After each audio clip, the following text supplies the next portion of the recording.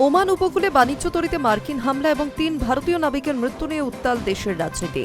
লাগাতার তাকে বিদ্ধ করছে বিরোধী শিবির। অথচ প্রধানমন্ত্রী নরেন্দ্র মোদী এতদিন নীরব ছিলেন। যা নিয়ে প্রশ্ন উঠেছিল, কেন ভারত আমেরিকাকে কড়া জবাব দিচ্ছে না, বিদ্ধ হতে হচ্ছিল কেন্দ্রকে। সব প্রশ্নের জবাব দেওয়ার জন্য প্রধানমন্ত্রী নরেন্দ্র মোদী বেছে নিলেন G7 শীর্ষ বৈঠকের মতো গুরুত্বপূর্ণ মঞ্চকে। মার্কিন প্রেসিডেন্ট ডোনাল্ড ট্রাম্পের সামনে অন্যতম বিশ্ব নেতাদের সাক্ষী রেখেই মোদী বললেন, বহু ভারতীয় প্রাণ গিয়েছে। যে নাবিকরা জলপথে বাণিজ্যের মাধ্যমে বিভিন্ন দেশের মধ্যে যোগসূত্র স্থাপন করে তাদের নিরাপত্তা আমাদের দায়িত্ব। আমাদের নিশ্চিত করতে হবে যে জলপথগুলি নিরাপদ থাকছে এবং নাবিকরা নির্ভয়ে নিজেদের কাজটা করতে পারছেন। উল্লেখ্য, দিন তিনেক আগে ওমান উপকূলে বাণিজ্য তরীতে হামলা এবং ৩ ভারতীয় নাবিকের মৃত্যুতে শোরগোল পড়ে গিয়েছে। মার্কিন হামলায় প্রাণ হারিয়েছেন ভারতীয় নাবিকরা। তার জেরে দুঃখ প্রকাশ তো দূর, উল্টে ভারতকে শাসিয়েছে আমেরিকা।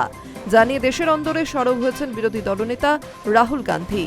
রবিবারই রাহুল গান্ধী দাবি করেছিলেন, আমেরিকা রীতিমতো দাদাগিরি দেখাচ্ছে আর ভারতের প্রধানমন্ত্রী অনুগত ভৃত্যের মতো সেটা পালনও করছেন। তবে মঙ্গলবার G7 বৈঠকের মতো বৃহৎ মঞ্চকে ব্যবহার করে প্রধানমন্ত্রী শুধু সব সমালোচনার জবাব দিলেন না, একই সঙ্গে কড়া বার্তা দিলেন আমেরিকাকেও। একই সঙ্গে মধ্যপ্রাচ্যে শান্তি স্থাপনের যে উদ্যোগ আমেরিকা, ইরান দুই দেশের তরফেই দেখা গিয়েছে, সেটা নিয়েও সন্তোষ প্রকাশ করেছেন প্রধানমন্ত্রী। মোদী বলেন, মধ্যপ্রাচ্যে শান্তি স্থাপনের এই উদ্যোগকে আমরা স্বাগত জানাই। এই সংঘাতের জেরে আমাদের বন্ধু দেশগুলিতে জীবন ও সম্পদ হানি হয়েছে। তাছাড়া হরমুজের মাধ্যমে জলপথ বাণিজ্য বাধাপ্রাপ্ত হওয়ায় গোটা বিশ্বের অর্থনীতি ধাক্কা খেয়েছে। প্রধানমন্ত্রীর বক্তব্য, আজকের বিশ্বের সবচেয়ে বড় সমস্যা হল আস্থার অভাব, পারস্পরিক বিশ্বাসের অভাব।